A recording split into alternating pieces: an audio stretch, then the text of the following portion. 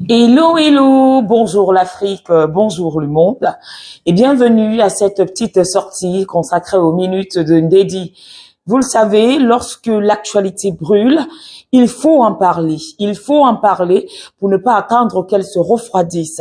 Alors ce matin, je voudrais m'interroger un peu sur ce qui se passe ou se passerait entre le Niger, en l'occurrence le CNSP, effectivement la CEDEAO, le Togo et surtout le cas Bazoum. Vous l'aurez certainement constaté et confirmé de ces libérations provisoires de façon successive dans le clan Bazoum. Tout d'abord, le fils Salem Bazoum, libéré provisoirement. Les raisons, je ne sais pas. Mais ce que je sais, c'est que Salem Bazoum a été reçu par Premier ministre nigérien et puis donc, à leur côté, Monsieur Robert Doucet, qui est bien sûr, on va le dire, ministre Minrex du côté du Togo et par ailleurs, dans le cadre du conflit qui dure depuis le dernier coup d'État, c'est-à-dire le 26 juillet dernier. Il a donc pour mission de gérer la médiation et de trouver une stabilité entre le Niger et la CEDEAO et surtout l'ancien président Mohamed Bazoum. Alors, et puis, 24 heures après, c'est Madame Bazoum qui est libérée. Selon vous, qu'est-ce qui se passe? Est-ce à dire que le général Abdourahmane Tiani, pour qui j'ai beaucoup de respect, fait preuve d'humanité, fait preuve de conciliation? C'est quoi le projet en fait? C'est quoi le projet? Un prisonnier et sa famille, pris tous ensemble, le fils accusé de complot, d'atteinte à l'intégrité de l'État, son papa accusé d'être à la tête d'une milice, accusé d'avoir pillé, accusé d'avoir tué, des accusations qui valent toutes leur pesant d'or. Et qu'aujourd'hui, habituellement, on nous a tellement mis dans la bouche l'affaire qu'on appelle évacuation sanitaire. Depuis là, j'attends que on me sorte cette excuse. Mais tout ce qu'on nous dit, c'est une libération ou liberté provisoire.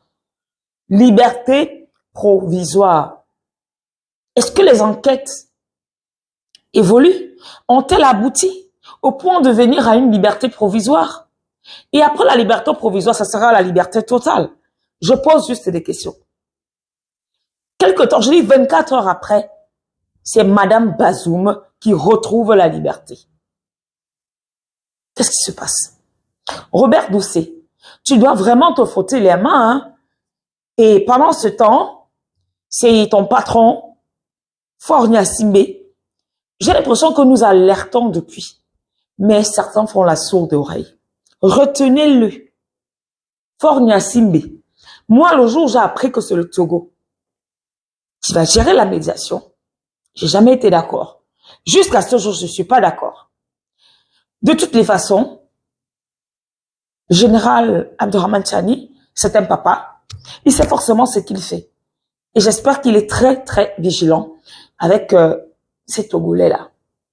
Je ne parle pas des Togolais, le peuple, mais je parle des autorités togolaises, qui pour moi ne jouent pas franc jeu, qui pour moi c'est le cheval de Troie, qui pour moi cherche à intégrer l'AES et rendre la mission d'Emmanuel Macron effective, c'est-à-dire détruire l'AES. Et je tiens à vous rappeler pour sortir qu'il est primordial pour les France-Africains de détruire l'AES, notamment avec la fameuse question de la monnaie de l'AES qui, voilà, sème donc la panique dans le camp d'en face. Vous imaginez si jamais cette monnaie venait à tomber demain ou à être effective dès demain, ça sera le deuil international du franc CFA. Ce sera la fin et ça sera le début d'une grande victoire pour le continent africain. Alors s'il vous plaît, vigilance vigilance, vigilance, cher général Tiani. J'interpelle également tes fils, notamment le colonel Assimi Goïta et aussi le capitaine Ibrahim Traoré. J'espère que les décisions que tu prends là, tu te concertes parce que n'oublie pas que tu fais partie du Litako Goma. D'accord? Ne l'oublie jamais. Et surtout que tu es membre influent de l'Alliance des États du Sahel. Donc vraiment, je compte sur toi.